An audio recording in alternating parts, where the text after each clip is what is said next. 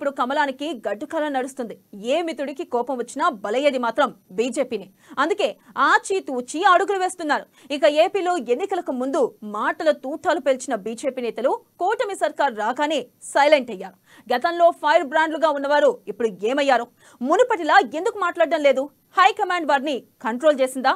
ప్రస్తుత పరిస్థితులు కమలానికి కష్టంగా మారాయా? వద్దనుకున్న చంద్రబాబు వారికి దిక్కయ్యారా? అసలు ఏపీ బీజేపీలో ఏం జరుగుతుంది?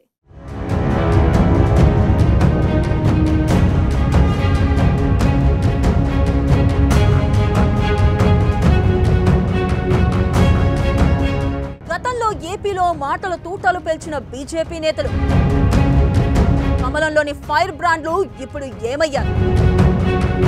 మునుపటిలా ఎందుకు మాట్లాడడం లేదు? హైకమాండ్ వారిని కంట్రోల్ చేసిందా? ప్రస్తుత పరిస్థితులు కమలానికి కష్టంగా మారాయా? వద్దనుకున్న చంద్రబాబు వారికి దిక్కయ్యారా? మోదీని చంద్రబాబు కంట్రోల్ చేస్తున్నారా? పదవుల పంపకాల్లోనూ కాషాయ లీడర్ల మౌనం.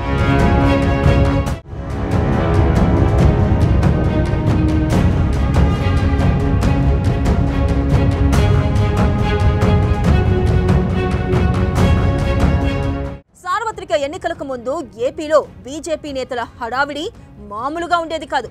సోమ్ వీర్రాజు, విష్ణువర్ధన్ రెడ్డి, జీవీఎల్ వంటి వారు యాక్టివ్గా ఉండేవారు.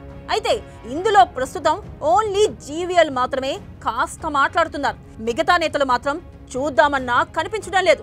ఈ సార్వత్రిక ఎన్నికలతో చాలా రకాల సమీకరణలు మారాయి. ఎలక్షన్ సమయంలో బీజేపీతో కలవడం చంద్రబాబుకు అవసరమైంది.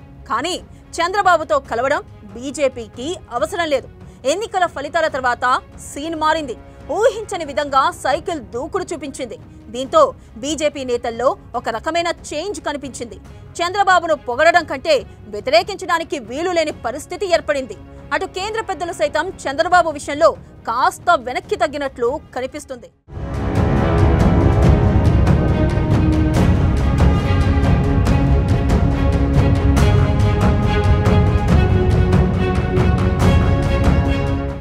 ఏపీలో 3 పార్టీలు కలిసి అధికారంలోకి వచ్చాయి.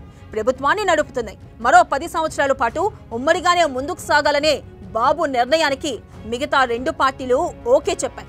నామినేటెడ్ పదవులు సైతం 3 పార్టీలు పంచుకోనున్నాయి. అయితే సింహభాగం పదవులు మాత్రం టీడీపీకి వెళ్లనున్నాయి. అటు తర్వాత జనసేనకు ఎక్కువ పదవులు కేటాయించనున్నారు.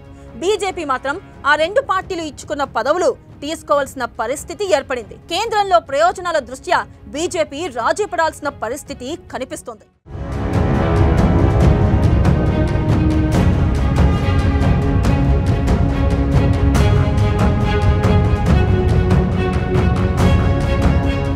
ఇక 3 పార్టీల మధ్య కుదిరిన రాజీ ప్రకారం అయితే టీడీపీ ఎమ్మెల్యే ఉన్న చోట 80% పదవులు ఆ పార్టీ కేటాయించాలి. 30% జనసేన, 10% బీజేపీ తీసుకోవాల్సి ఉంటుంది.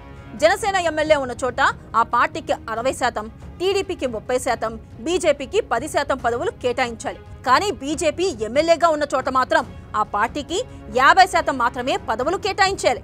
మిగతా 50% టీడీపీతో పాటు జనసేన పంచుకోవాలి. అయితే ఎలా చూసినా ఇక్కడ బీజేపీకి నష్టం తప్పడం లేదు. మెజార్టీ పదవులు ఆ 2 పార్టీలు తన్నుకుపోతాయి. దీంతో బీజేపీ శ్రేణుల్లో ఒక రకమైన ఆందోళన కనిపిస్తోంది.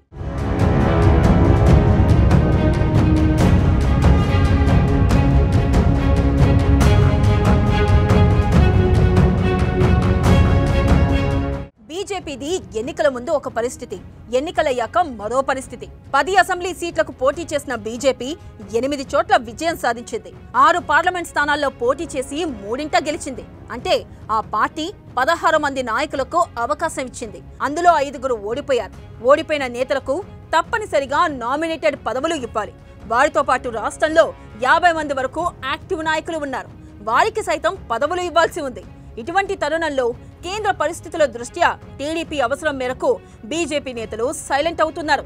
ఈ విషయంలో బీజేపీ హైకమాండ్ నుంచి స్పష్టమైన ఆదేశాలు వచ్చినట్లు గుసగుసలు వినిపిస్తున్నాయి. ఎంతైనా చంద్రబాబు రాజకీయం ముందు మోదీ కూడా చిన్నబోయారు పోండి.